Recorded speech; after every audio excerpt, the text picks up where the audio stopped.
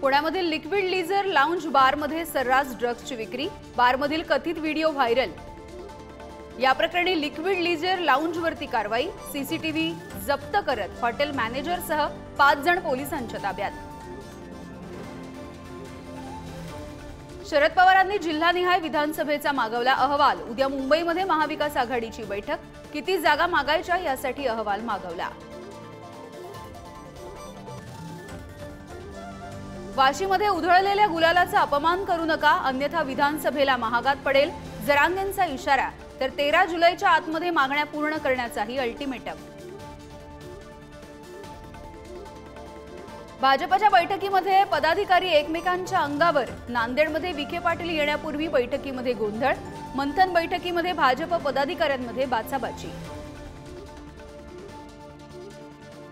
1 November 2005 नंतरच्या शिक्षकांना pension देणार, जळगावमधल्या कार्यक्रमात मुख्यमंत्री शिंदेंचं आश्वासन, शिक्षक वर्गामध्ये आनंदाचं वातावरण।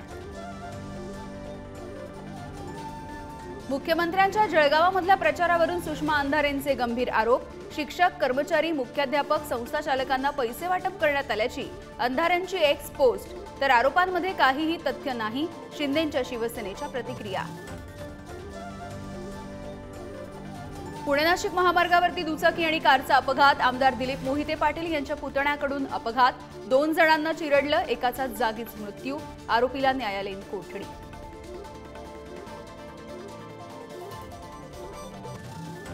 नीट परीक्षेमधल्या गैरव्यवहार प्रकरणाचा तपास सीबीआयकडे वर्ग, तपासाच्या दरम्यान सीबीआयकडून एफआयआर दाखल।